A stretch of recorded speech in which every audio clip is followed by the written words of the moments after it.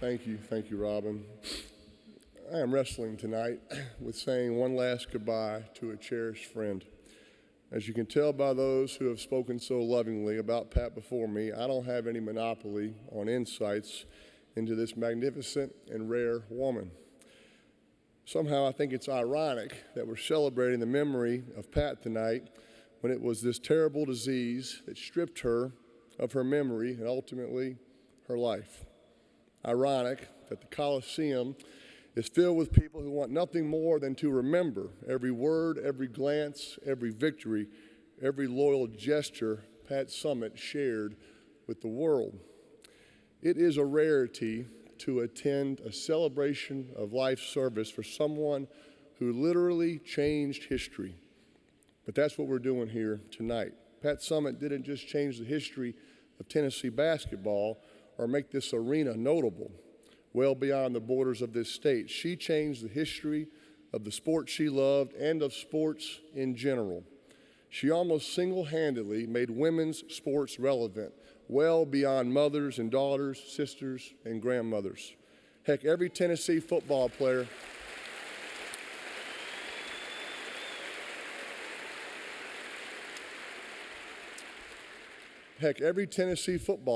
including me, would have been proud to have been coached by Pat Summitt.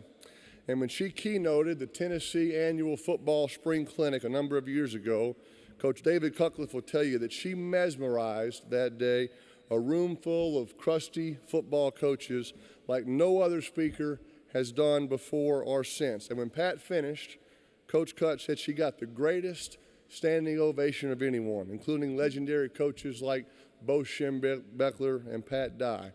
And if you ask how close Pat and I were, all I can tell you is this: I don't have anybody else's memorabilia in my office.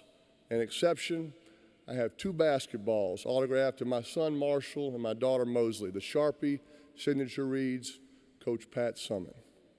We had a special bond, a bond between 2 friends, a bond between 2 proud ambassadors for this university that we both loved.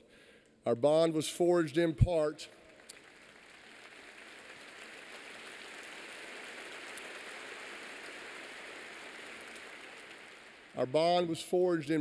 by the searing heat of competition which drove us. That bond was colored by Tennessee orange and rang out to the tune of Rocky Top. 19 years ago, I came to see Pat Summitt deciding whether I should stay for my junior or senior year, and I sat in her office for 2 hours.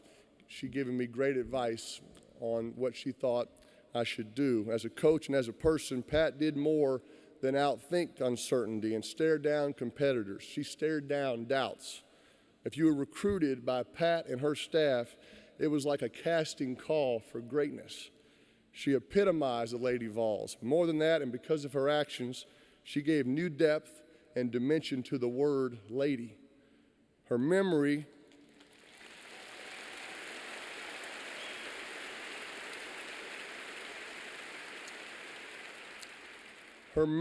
should be like the perfect game plan that drives every one of us to fiercely go after our dreams, no matter what opposition gets in our way, and to do it with as much grace as ferocity, and in the end, to generate respect for the way we went after it with abandon.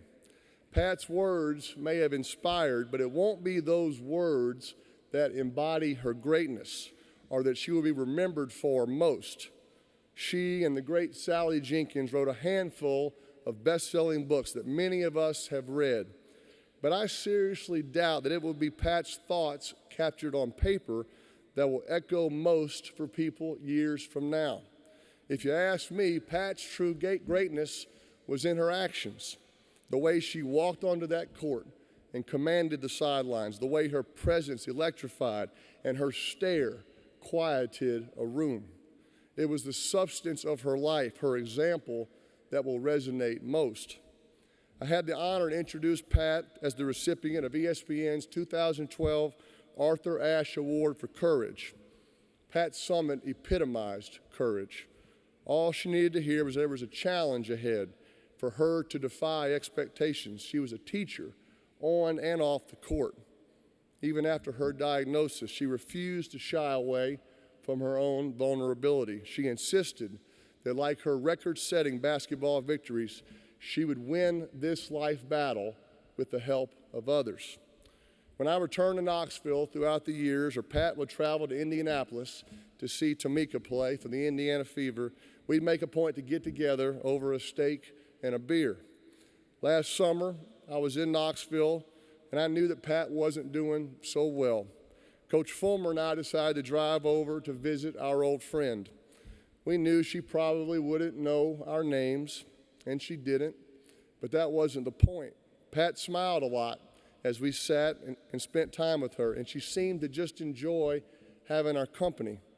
We didn't know if it even mattered that we were there, but deep inside, we both hoped it would.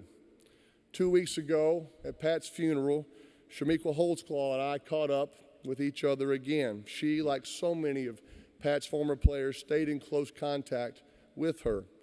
Shamiqua told me that even as Pat's memory continued to fade, if Pat saw one of my games or commercials on TV, she pointed at the screen and said, "That's my friend. He comes to visit me. There goes my friend." 2 weeks ago at her gravesite,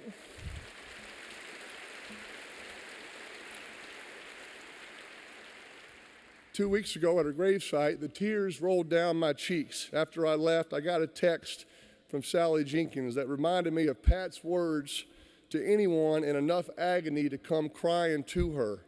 With a nudge full of kindness and a move-on mentality, she'd tell them, "Toughen up, Buttercup." Well, I challenge each of you here tonight to unleash the power of friends, of telling everyone you know that there is hope of getting a handle on this crippling disease.